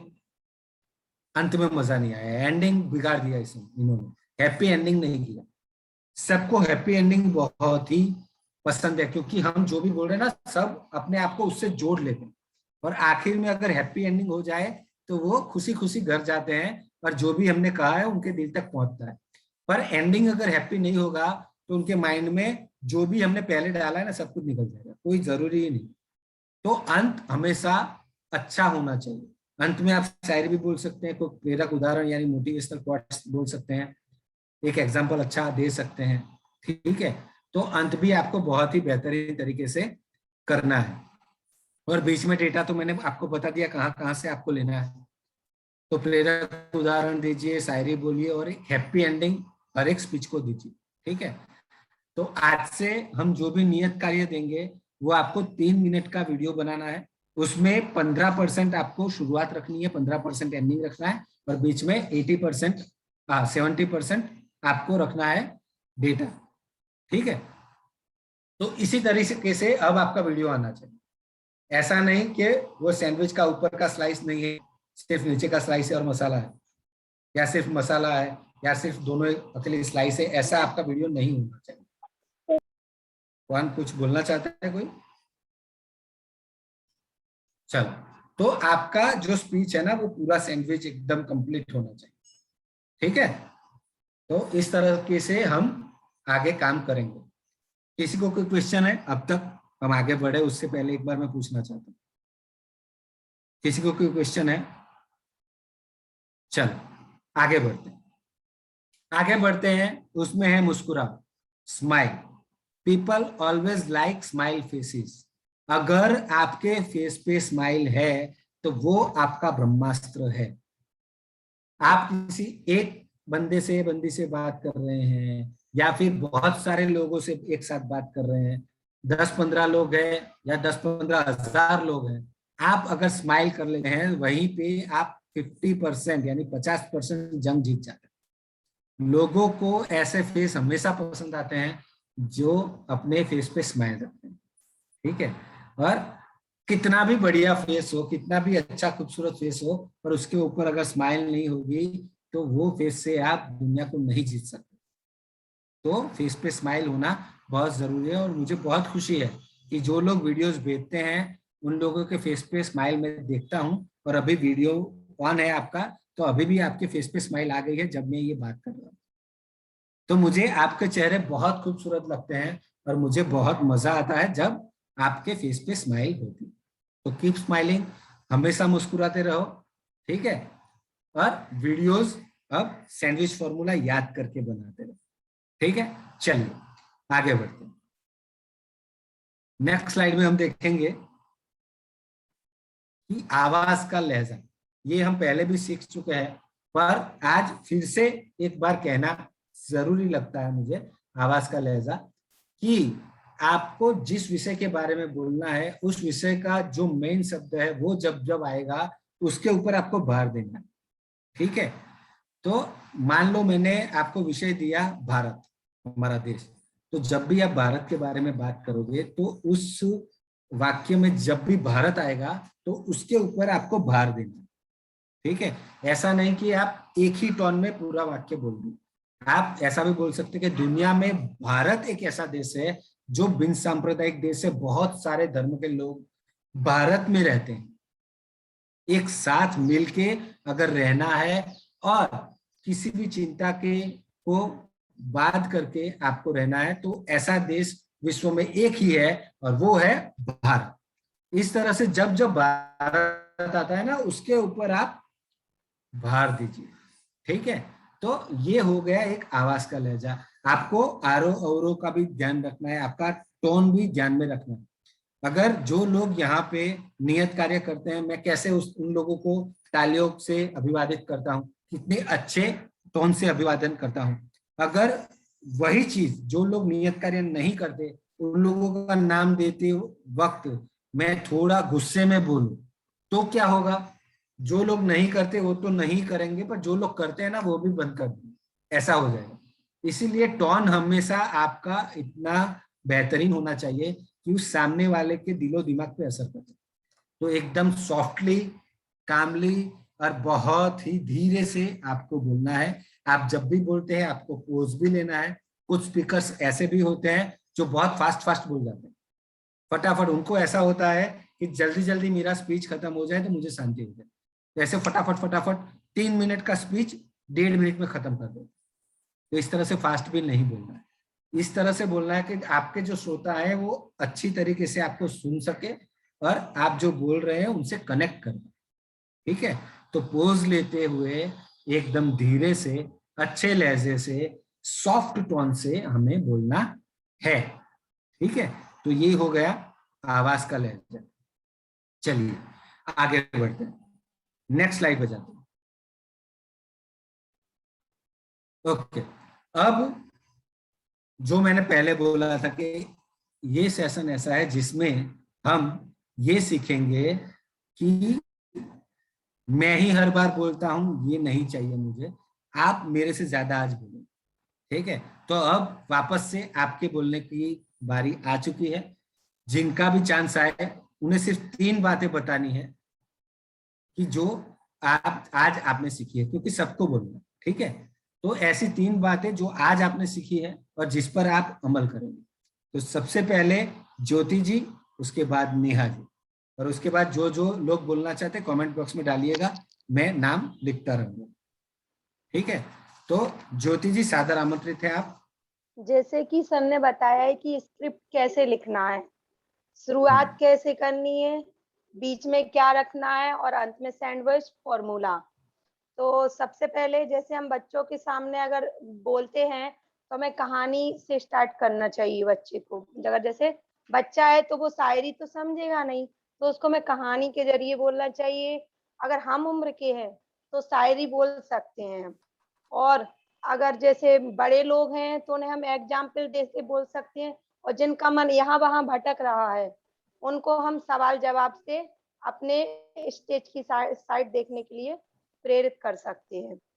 हमें जब भी हम बोलें मुस्कुरा कर बोलें, क्योंकि जब कोई गुस्से में बोलता है तो हमें देखने का मन भी नहीं होता है, सुनने का भी मन नहीं होता है। तो हमें बरहमे मुस्कुरा कर बोलना चाहिए, और आवाज का लहजा का उतार चढ़ाव होना चाहिए। जैसे हम कोई हमारा टॉपिक है तो हमें उस पर फोकस होना चाहिए, जब भी उसका नाम लें तो हमें उसको थोड़ी भार देना चाहिए, उसके लिए आवाज में थोड़ा भारीपन होना चाहिए, और ये कहाँ बोल रहे हैं इसका विशेष रूप से ध्यान देना चाहिए। धन्यवाद। बहुत बहुत धन्यवाद आपका। दोस्तों, इन्होंने जो बोला है उसके बाद मुझे तालियां दिखाई नहीं दे रही। प्लीज उनके लिए बहुत सारी तालियां, बहुत ही अच्छी तरीके से आपने सीखा आज। और अब मैं सादर आमंत्रित करना चाहता हूं नेहा जी को। आज आप आइए और आप भी बोलिए कि क्या सीखा। सबसे पहले है स्क्रिप्ट तैयार कैसे करें। तो इसके दो स्रोत हैं, एक होता है आंतरिक स्रोत और एक होता है बाह्य स्रोत। तो आंतरिक स्रोत में वह चीज आएगी कि जैसे हमें जो चीजें अनुभव होता है, पहला कि हमारे अनुभव क्या है, हमें क्या पता है, हम क्या जानते हैं किसी भी टॉपिक के बारे में, तो ये सबसे पहला अनुभव होता है। दूसरी होती है कल्पना शक्ति, और हम अगर कुछ अनुभव अगर हमें है, हम सोच सकते हैं उसके बारे में, हम कल्पना कर सकते हैं, हम बता सकते हैं कि हाँ ये चीज हमें आती है।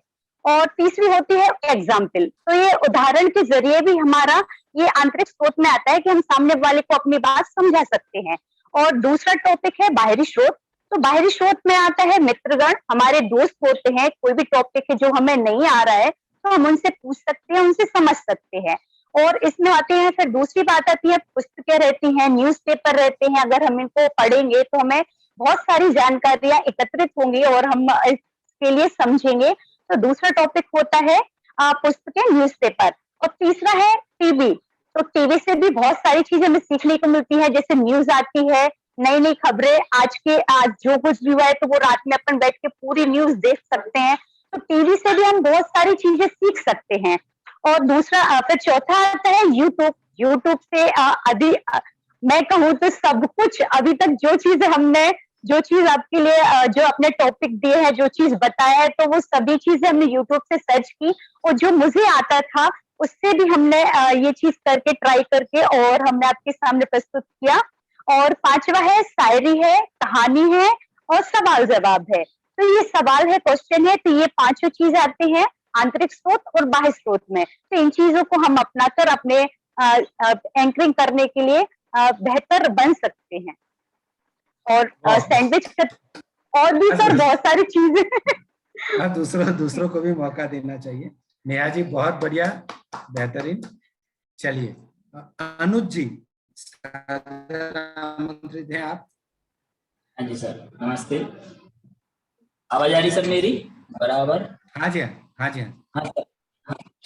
आज क्लास में हमने ये सीखा कि सबसे पहले तो हमें किस प्रसंग पर बोलना है यह निश्चित करना चाहिए, कि धार्मिक आयोजनों में, कि सामाजिक आयोजनों में, या फिर किसी हॉस्टल में, या फिर स्टूडेंट के सामने किस हिसाब से और किस प्रसंग में बोलना है हमें निर्धारित करना चाहिए। उस हिसाब से फिर हमें अपना इसके विषय तैयार करना चाहिए। और विषय भी किस प्रकार से तैयार करना चाहिए, आप कहाँ से ले रहे हैं, अपने अनुभव के आधार पर ले रहे हैं कि अपनी कल्पना शक्ति से ले रहे हैं, फिर किसी मित्र की सलाह से ले रहे हैं। और फिर आप बाहर साधनों में देखें तो टीवी वगैरह, पुस्तक वगैरह आपने सर वो बताया है, और यूट्यूब के माध्यम से आप किस प्रकार से उस चीज को ले रहे हैं, हमें यह भी अपने मन में ख्याल में और फिर बराबर स्क्रिप्ट लिखनी चाहिए। इसके बाद अगर अपन जी से किस प्रसंग में बोलते हैं, तो किस प्रसंग में बोल रहे हैं, तो भैया बच्चों के लिए बोल रहे हैं, या फिर सामाजिक तौर पर बोल रहे हैं, तो मतलब सामाजिक तौर पर बोल रहे हैं तो अपन वो जोशीले वाले शायर, मतलब या फिर कोई दो लाइन या फिर पंक्तियां उस हिसाब से लेनी चाहिए। फिर बच्चों के हिसाब से बोल रहे हैं तो मतलब कोई कविता, या फिर जो जिससे वो प्रभावित हो सके, इस प्रकार से शुरू करें और लास्ट में भी इसी प्रकार से अंत करें, जिससे आपका वो उनके अंदर उत्साह आए और आपका भी उत्साह है दोगुना कर दे। इसके बाद अंत में बोली थे मैंने किस प्रकार से एंडिंग करनी है, और अपनी मुस्कुराहट अपने साथ रखें, इस प्रकार से हमें अपना वीडियो बनाना है। जय नमस्ते सर। बहुत बढ़िया, बहुत बढ़िया। अनुज जी आपने भी मार्क किया, आपकी आंखें और आपके हाथ अच्छा वर्क कर रहे हैं। Thank you sir. हाँ, तो ये करते रहिए, आप वीडियोस भेजते रहिए, बहुत ही अच्छा सुधार आप में भी दिखेगा और दिख रहा है। रूपाली जी, आपको सादर आमंत्रित करते हैं। Yes sir. सर, हमें वीडियो बनाते समय सैंडविच फॉर्मूले का यूज करना है। ओके। जैसे कि आपने एक और एग्जांपल दिया था ना 20-80-20 वाला। स्टार्टिंग में हमें 20% लेना है, अंत में भी 20 लेना है, बीच में 80% रखना है। सर, आपने 2 प्रकार से बताया था, एक 20-80-20 वो वाला बताया था। पर्सन नहीं है वो, हाँ 20-80-20 जो बताया ना वो सेकंड्स है। 120 सेकंड्स में 20 सेकंड्स। इसके बाद जब हम वीडियो बनाते हैं तो वीडियो को यहाँ पर हमें मतलब ये देखना है कि हम किसके लिए बना रहे हैं, तो उन्हीं के अकॉर्डिंग चलना है। जैसे कि यदि हम उसकी जो शुरुआत होती है वो हमें अच्छे से करना है। हम कॉलेज यंगर के लिए बना रहे हैं तो हम शायरी का यूज कर सकते हैं। जो बच्चे होते हैं तो वो ये सब नहीं समझेंगे, तो उन्हें हम कहानी के माध्यम से समझा सकते हैं। जैसे हम लोग होते हैं तो हम एग्जाम्पल के तरीके से काफी अच्छे से समझते हैं। और ये भी होता है ना कि जब ये सब चलता है तो काफी लोग आपस में बातचीत करने लगते हैं, तो उनके अंदर ना डर बिठाने के लिए हमें एक सवाल पूछना चाहिए, जिससे वो ना कॉन्सेंट्रेट हो जाते हैं। अब इसके बाद अंत बताऊंगी। अंत में आपने बहुत अच्छा एग्जाम्पल दिया है कि जो मूवी होती है ना उसका जो एंडिंग जब बुरा होता है ना तो सच में अच्छी नहीं लगती है। सेम उसी तरीके से यदि हम इतना सब कुछ कर लें, इतना सब बात भी यदि उसका एंड अच्छा नहीं करें ना तो सबको वो एंड तो याद रहता है लेकिन वो शुरुआत सब कुछ भूल जाते हैं। तो एंड पे हमें फोकस करना है। कोई भी एक प्रेरक उदाहरण दे सकते हैं या फिर हम शायरी का भी यूज कर सकते हैं। और सबसे महत्वपूर्ण है मुस्कुराहट। क्योंकि जो मतलब जो भी पब्लिक होती है जब आप बोलते हो, जैसे कि सर अभी बोल रहे हैं ना, तो अभी सबका सर पे फोकस है ना, उनकी मुस्कुराहट पर फोकस है। तो सबसे इम्पोर्टेंट होती है मुस्कुराहट, वो जरूर से करना चाहिए। सैंडविच फॉर्मूले का यूज करना चाहिए। और हाँ, प्रेरक मतलब कि जब हमें वीडियो बनाना है तो हमें डाटा कहाँ से कलेक्ट करना है, सबने बता ही दिया है। डाटा जहां जहां से कलेक्ट करना है, आंतरिक होते हैं, बाहरी होते हैं। आंतरिक जैसे हमारी बुक्स होते हैं, सेल्फ एग्जाम्पल होते हैं, हमारी कल्पना शक्ति होती है। कल्पना शक्ति ऐसी होती है कि अभी हम दिल्ली का भी सोच सकते हैं, है ना, ऐसी होती है। तो यदि हम कुछ चीज सोचेंगे ना तो हमें कई दूर की वो सोचने में मिल जाएगी, तो हम उससे बहुत अच्छे से सीख सकते हैं। और यूट्यूब पर काफी अच्छे से मिल जाता है, गूगल पर मिल जाता है। Thank you sir. बहुत बढ़िया रूपाली जी, आपने बहुत कुछ बता दिया। सिर्फ 3 बातें बतानी है जिससे दूसरों को भी चांस मिले। चलिए प्रियंका जैन जी।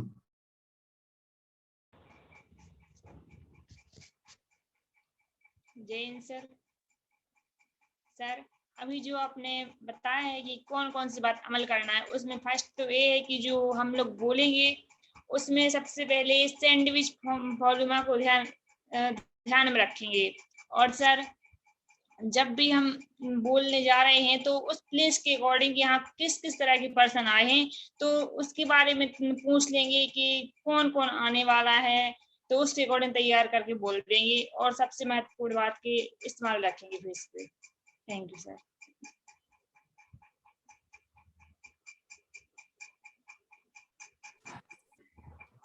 हेलो,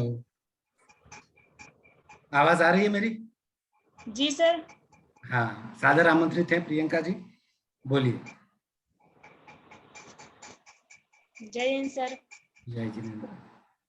सर, अभी 3 बातें बताना है सर। पहली तो ये है कि हमें जहाँ पर बोलना है तो ये क्लियर कर लेना है कि यहाँ किस किस तरह के लोग आ रहे हैं, तो उनकी अकॉर्डिंग तैयारी करना है कि जो हम बोल रहे हैं इस सुनने लायक हैं कि नहीं है, तो उसके अकॉर्डिंग अपन को बोलना है। पहली ये हो गई। और सैंडविच फॉर्मूला हमेशा याद रखना है अपने माइंड में कि ऐसा नहीं कि स्टार्टिंग 20 मिनट ही कर दें और लास्ट 5 मिनट करें, तो उसके अकॉर्डिंग बोलना है कि कितना टाइम में क्या बोलना है। और सर मोस्ट इम्पोर्टेंट है कि स्माइल फेस पे रखना है। Thank you sir. बहुत बढ़िया प्रियंका जी, बहुत ही बेहतरीन। चलिए अब शांतला जी आइए, सादर आमंत्रित हैं शांतला जी। जय हिंद सर। सर सबसे पहले तो मैं जो सब लोग ने बता दिया मैं वो नहीं बताऊंगी कि किस फॉर्मूला का यूज करना है कैसे। सबसे पहले हम किस राज्य में बोल रहे हैं या किस जगह में बोल रहे हैं, वो हमारी जगह है या नहीं है, तो हमें उसके बारे में ये पता है। हमको ये शो नहीं होने देना। आपने बताया था कि प्रधानमंत्री जी का उदाहरण दिया था आपने कि वो कहीं भी जब जाते हैं अपनी स्पीच देते हैं तो वो बोलते हैं मैंने यहाँ साइकिल चलाई है या मैंने यहाँ इतना काम किया है। ये सब उस चीज को उन लोग के सामने रखना चाहिए कि वो समझ सके कि हाँ ये बच्चा हमारे यहाँ का है या हमारा अपना ही है। और सेकंड बात, हमें हमेशा सॉफ्ट टोन का यूज करना चाहिए। ऐसा नहीं कि हम कहीं तेज बोले, जहाँ हमको जैसा बोलना है तो उस वैसे ही शब्दों का हमको यूज करना चाहिए सर, यही है। क्योंकि और तो सब लोग बता ही चुके हैं। बहुत ही बढ़िया शांतला जी। तो आप सब भी सीखिए, ये जो शांतला जी ने बोला ना कि एक कनेक्शन बनाना है कहीं पे भी जाए तो लोग बहुत अच्छी तरीके से सुनेंगे हम। चलिए शोभा जी सादर आमंत्रित हैं आप बताइए। जय जिनेंद्र।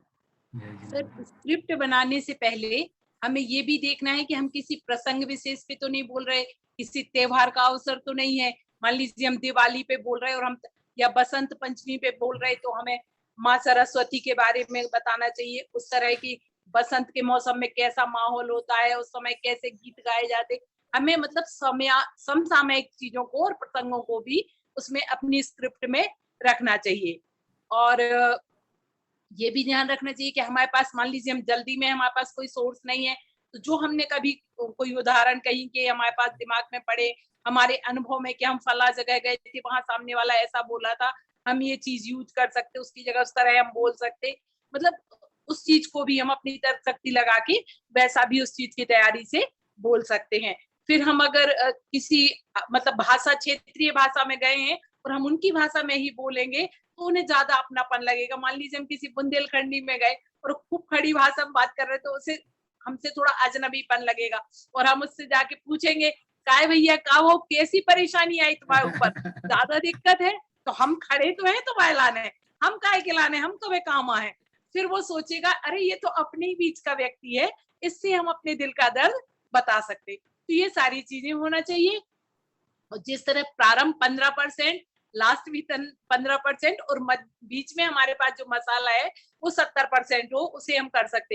लेकिन शुरुआत इतनी तेजी से हो कि सामने वाला बिल्कुल आपसे जुड़ जाए किसी भी तरह एन के इन प्रकार, हमें इन सब चीजों का विशेष ध्यान रखना है। बहुत बढ़िया शोभा।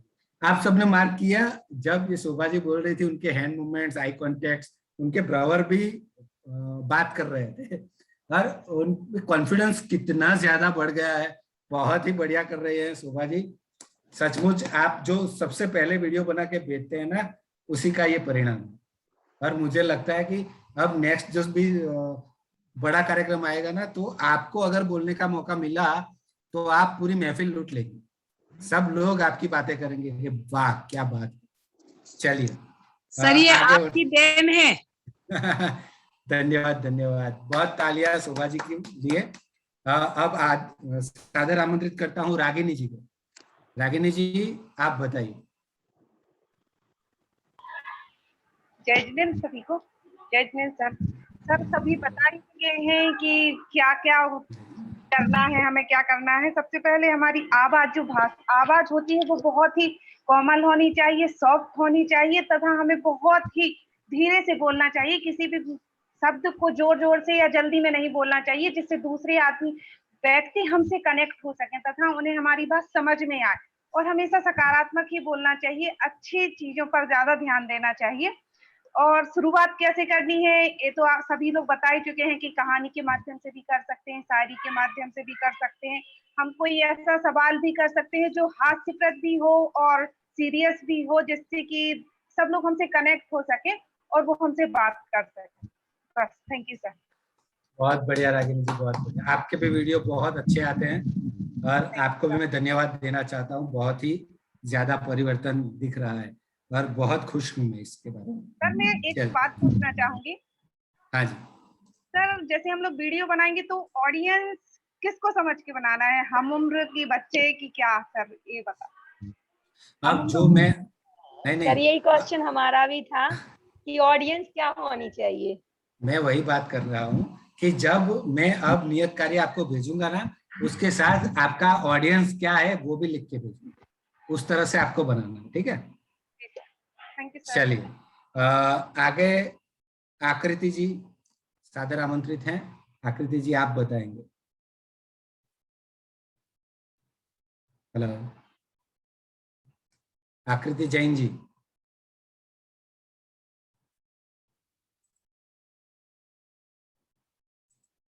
चलो अभी नहीं है वो। ओके दीप्ति जी आप हैं? हाँ दीप्ति जी हैं, सादर आमंत्रित हैं आप बताइए कि क्या सीखा जिस पे आप अमल करें। सभी के लिए नमस्ते मेरी तरफ से। सर आपने जो आज बताया है मैंने उससे सीखा है कि मतलब जब हमारे लिए किसी ने मंच पर आमंत्रित किया है तो हमें मतलब उसके पहले तो हमें यह तैयारी जरूरी करना है कि हमें जी पूछ लेना है उस मुखिया से जो मतलब उधर के सदस्य हैं प्रमुख, उनसे हमें ये पूछ लेना कि इधर मतलब किन किन को आपने बुलाया है, किन को आमंत्रित किया है और किससे संबंधित हमारे लिए इधर मतलब बात करनी है। और हमें मतलब हमेशा खुश रहकर बोलना चाहिए और डरना नहीं है, वरना पब्लिक हमारे लिए मतलब ये सोचेगी कि मतलब कमजोर है।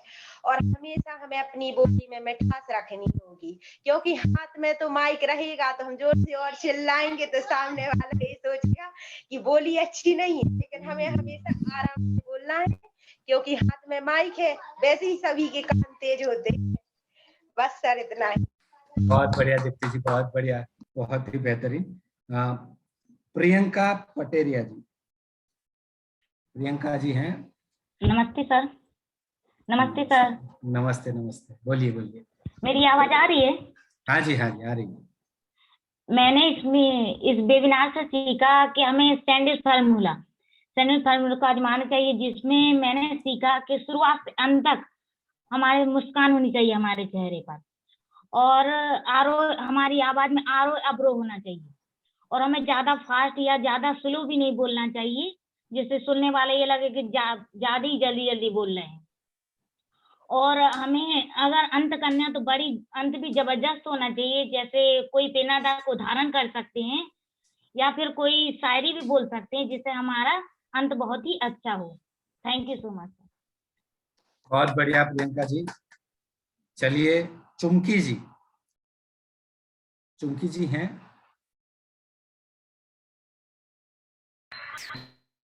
नहीं है। ओके चलिए सृष्टि जी, सृष्टि जी वो भी शायद नहीं दिख रहे हैं अभी। रत्ना जी हैं? रत्ना जी सादर आमंत्रित हैं आप बताइए क्या सीखा और जिस पे अमल करेंगे।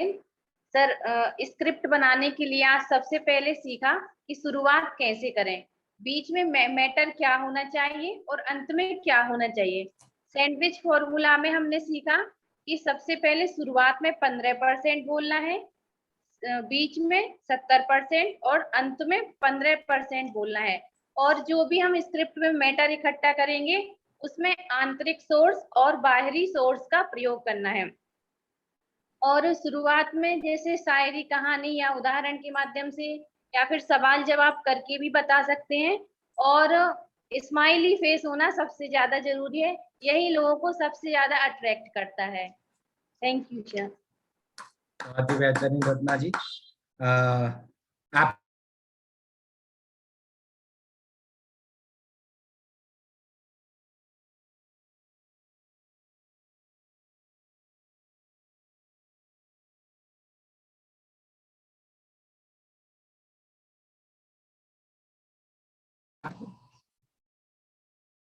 शैली जी आप सादर आमंत्रित हैं।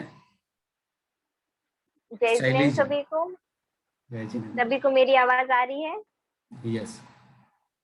तो सबसे पहले ये महत्वपूर्ण रहता है कि जब हम कहीं पे कुछ बोलने जाते हैं तो उस विषय के बारे में पहले हमें जानकारी होनी चाहिए। कई बार क्या होता है कि हमें उस विषय के बारे में जानकारी नहीं होती है और हमारा जो विषय होता है हम उसको छोड़कर अन्य विषय पे पहुंच जाते हैं। तो सबसे पहले हमारा विषय महत्वपूर्ण है, हमें उसकी परफेक्ट जानकारी होनी चाहिए।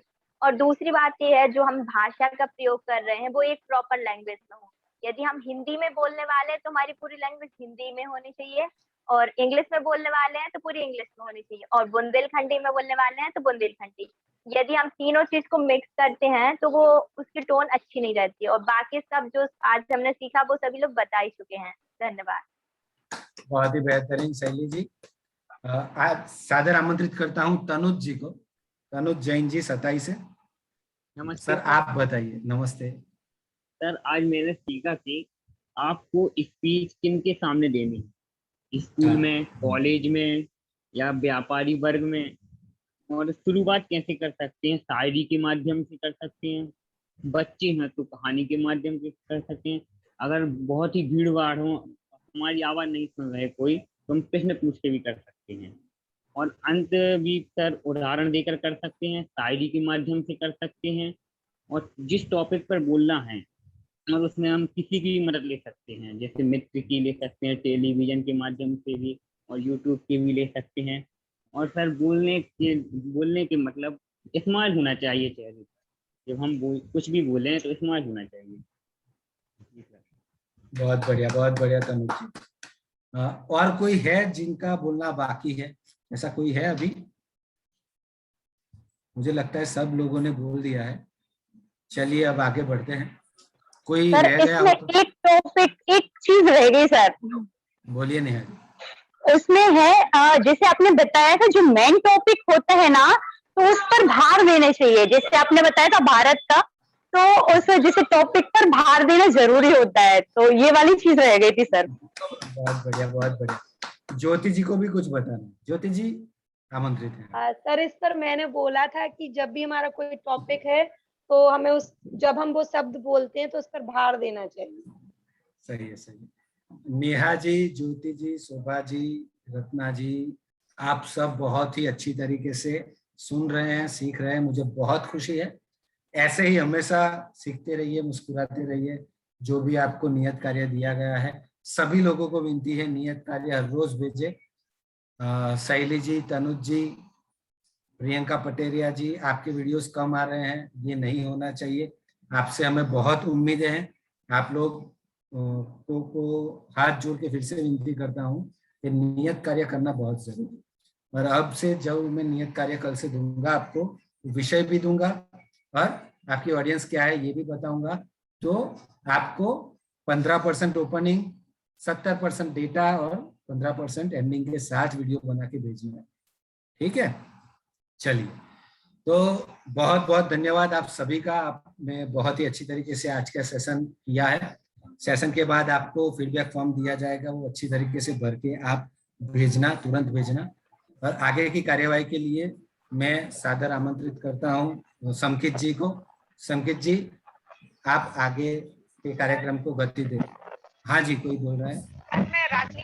सर, मुझे थोड़ा उदाहरण देके 15% या 70% का थोड़ा सा समझा देते तो। हाँ, मैं समझा देता हूँ फिर से एक बार। 15% ओपनिंग, यानी कि जो भी हम शायरी बोल रहे हैं, कहानी बोल रहे हैं, कुछ भी, वो 15% होना चाहिए। उसके बाद मैंने जो आपको विषय दिया है उसके बारे में आपको 70% बोलना है बीच में, और एंडिंग भी आपका 15% होना चाहिए। उस 15% में आप शायरी बोल सकते हैं, कोई क्वेश्चन कर सकते हैं, कोई उदाहरण दे सकते हैं। मान लो मैंने आपको 2 मिनट का वीडियो बनाने के लिए दिया है, तो 2 मिनट का सेकंड्स कितना होता है? 120 सेकंड्स। ठीक है, तो उसमें आपको 15% ओपनिंग लेना है, तो 15% 120 सेकंड का कितना होगा? तो 18 सेकंड होंगे।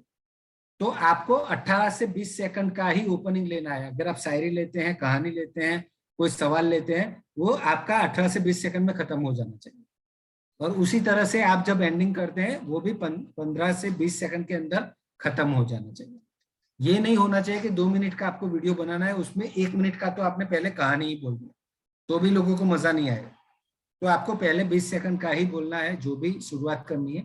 एंडिंग भी वैसे ही 20 सेकंड का करना है, और बाकी 80 सेकंड जो बचे उसमें आपको डेटा देना है। उसी तरह से मैंने आपको 3 मिनट का वीडियो बनाने को भेजा है, तो 3 मिनट का 15% आप निकाल लेना। वो 15% आपको शायरी, कहानी, उदाहरण, सवाल, एग्जाम्पल्स कुछ भी बोलना। उसी तरह से एंडिंग में 15%। ठीक है, चलिए। तो संकेत जी, आपको सादर आमंत्रित करता हूं, आप आगे इस कार्यक्रम को गति दें प्लीज। बहुत बहुत धन्यवाद सर का, जिन्होंने मुझे मंच प्रदान किया। आप सभी लोगों ने बहुत बढ़िया तरीके से आज की कक्षा का लाभ लिया और बहुत कुछ सीखा कि स्क्रिप्ट कैसे बनाएं, सैंडविच फॉर्मूला किस प्रकार से होना चाहिए, कितने % हमें शुरुआत में बोलना, कितने % बाद में और कितने % अपना विषय बोलना। इन सभी के बारे में आप सभी लोगों ने अच्छे से सीखा। और अभी तो सर ने हम सभी के लिए 1.5 घंटे का जो निश्चित समय था उसमें बता दिया, लेकिन उसके लिए अपने जीवन में उतारना है तो जरूरी है नियत कार्य, जो हमें 7 दिन तक कंटिन्यू करना है। तो अपना नियत कार्य आप सभी लोग समय से कर अवश्य भेजें, अन्यथा इस सेशन का कोई महत्व नहीं रह जाएगा हमारे लिए यदि हम नियत कार्य के माध्यम से उसको नहीं सीखते हैं। तो इसलिए आप सभी से निवेदन है कि 7 दिन का नियत कार्य करके अवश्य भेजें।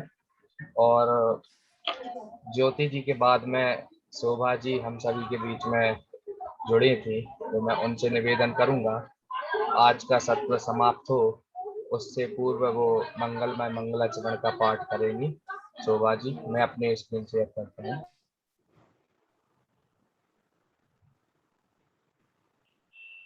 आप स्क्रीन डाल रहे हो भैया कि हम पढ़ दें?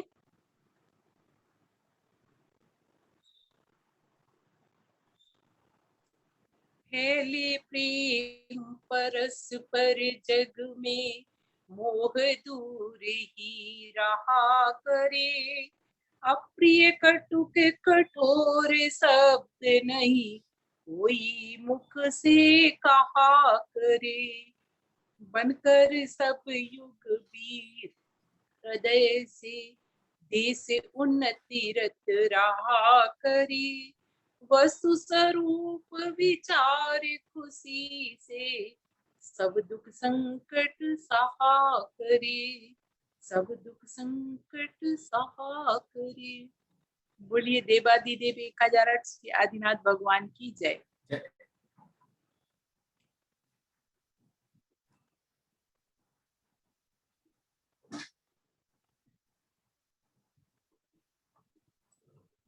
बहुत बहुत धन्यवाद शोभा मैम के लिए, जिन्होंने मंगलमय मंगलाचरण के साथ आज के सत्र को समापन की ओर आगे बढ़ाया। आप सभी के लिए फीडबैक फॉर्म तत्पश्चात भेज दिया जाएगा मीटिंग के, तो आप सभी लोगों से निवेदन है कि फीडबैक फॉर्म को जरूर से समय पर भरकर भेजें इसी मंगल भावना के साथ। जय हिंद।